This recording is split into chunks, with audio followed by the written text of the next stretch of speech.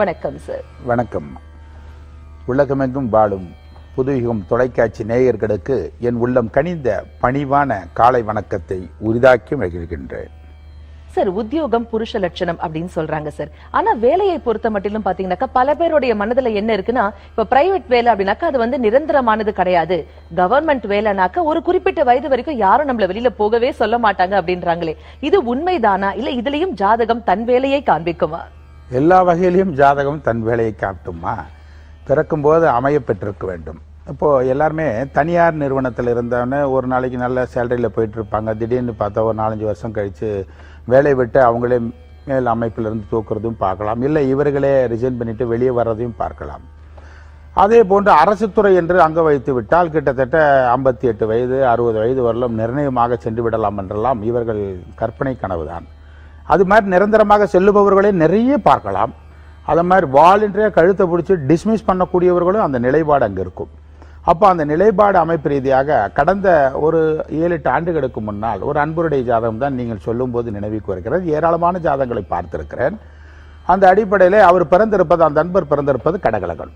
கடகலகனத்திற்கு சனி 11ஆம் இடம் பாதக லாபஸ்தானத்தில் வீற்றிருந்து செவ்வாயுடைய நட்சத்திரத்தில் வீற்றிருந்தது. நடைமுறையில் சுக்கிர திசை. அப்போ கடக லக்னத்திற்கு ராசி எங்கே விழுந்திருக்கிறது என்றால் விருச்சக மனையிலே ராசி விழுந்திருக்கிறது. அப்ப விருச்சக ராசி. அந்த அடிப்படையில் சுக்கிர திசை இப்பொழுது நடைமுறையில் அவருக்கு வயது ஒரு 34 வயது என்று வைத்துக் கொள்ளுங்கள். 34-36 வயது நடைமுறையில் அன்றைய காலச்சூழலில் இருந்தது. அந்த சூழலை பார்க்கும் பொழுது இந்த சுக்கிரனோட வெள்ளியுடன் செய் சேர்ந்திருந்தது. அப்ப சுக்கிரனும் செவ்வாயும் கடகலகணத்திற்கு 4ஆம் இடத்தில் வீற்றிருந்தது. சுக்கிரன் ஏறிக்க நட்சத்திரம் செவ்வாயுடைய நட்சத்திரம். செவ்வாய் ஏறிக்கிறது ராகுடைய நட்சத்திரத்தில் டிராவல் ஆச்சு. அப்பொழுது பாருங்களேன், நடைமுறையில் அவருக்கு சனி புத்தி. அப்ப கம்ப்யூட்டர் சீட்டு தான் எடுத்தோடனே பார்க்கிறேன்.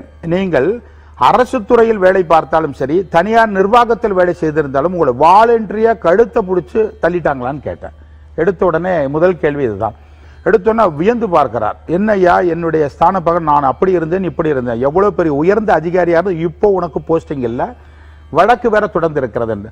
அப்பொழுது இவர் ஜாதகம் எதற்காக அப்படி சொன்னேன் என்றால், கடகலகணத்திற்கு 4ஆம் இடத்தில் சுக்கிரன், அதே போன்று 4ஆம் இடத்தில் செவ்வாய், சனி பாருங்களேன் 11ஆம் இடத்தில் சுக்கிர திசையில சனி புத்தி. அப்பொழுது நாம் எங்கே செல்ல வேண்டும் என்றால் 10ஆம் இடம் தொழில்ஸ்தானம், ஜீவனஸ்தானம், அரசு சம்பந்தமான அந்த ராஜ பரிபாலனத்துக்கு சொந்தக்கார ஸ்தானம் 10ஆம் இடம்.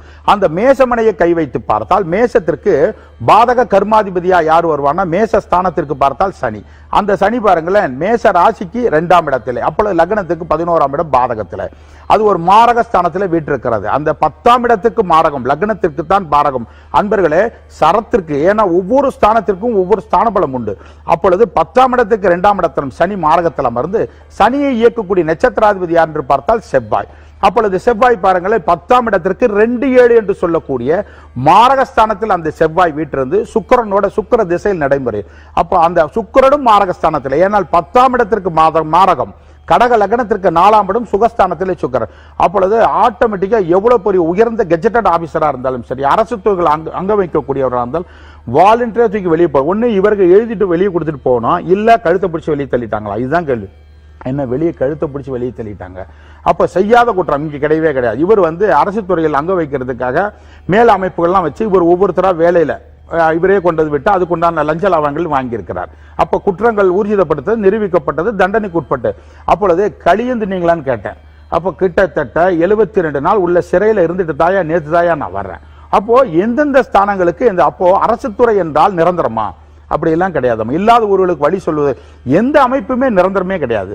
அப்போ வாலண்டரியா டிஸ்மிஸ் பண்ணலன்னா கூட இவர்களை எழுதி கொடுத்துட்டு ஒரு வகையில் வர்றது ஒண்ணு, ஏதாவது ஒரு வகையில. அப்போ ஒரு ஜாதகத்துல 10ஆம் இடம் தொழிற்ஸ்தானம், தொழிற்ஸ்தானாதிபதி 10ஆம் இடம் மேசமா அமர்ந்து மாரகத்தில் அமர்ந்து, சுக்கிரனும் மாரகத்தில் அமர்ந்து, அந்த சனியும் பாருங்கள் 10ஆம் இடம் ஜீவனஸ்தானத்துக்கு மாரகத்தில் அமர்ந்தால் எவ்வளவு பெரிய பட்டம் பதவி உயர்ந்திருந்தாலும் அவர்களுக்கு தாழ்மையான நிலைக்கு வரணுங்கிறது எழுதப்பட்ட விதியம்மா. தெளிவான விளக்கம் கொடுத்தீங்க சார். அதாவது ஒரு மனிதன் அரசனாவதும் ஆண்டியாவதும் இந்த கிரகங்கள், அதாவது நம்முடைய ஜாதகத்தின் கைகளில் தான் அப்படின்னு சொன்னீங்க. இப்போ நிரந்தரமே இல்லாம ஓடிக்கொண்டிருக்கின்ற அந்த கிரகங்கள் நம்முடைய வாழ்க்கையை எப்படி ஆட்டி படைக்கும்? நம்முடைய நிரந்தரமே இல்லாத கிரகங்கள் கிடையாதுமா. எல்லா வகையிலும் பிறக்கும் பொழுது நிரந்தரமும் அங்கேயே ஃபில் பண்ணியிருக்குமா, அவயோகங்களும் அங்கே இருக்கிறது. நீங்கள் எங்கள் பேட்டி கேட்கிறீர்கள், நான் உங்கள் செவிக்காக சாய்ந்து அவர்களுக்கு இசைந்து நான் பேச்சினுடைய தன்மையை கொடுக்கிறேன். இதற்கெல்லாம் எல்லா வகையிலும் இப்போ நான் மீடியால வந்து இன்னைக்கு பேசுறேன் அப்படின்னா எனக்கு 10ஆம் இடத்து அதிபதியோட ராகு தொடர்பு கொண்டிருக்க வேண்டும். 3ஆம் இடம் தான் திரேகஸ்தானம். அந்த திரேகஸ்தான நிழல் பிம்பஸ்தானங்கள் அதெல்லாம் தொடர்பு கொள்ளாமல் நீங்கள் இங்க பேட்டி கேட்க முடியாது, நான் அதற்கு பதில் உரையை கொடுக்க முடியாதுமா.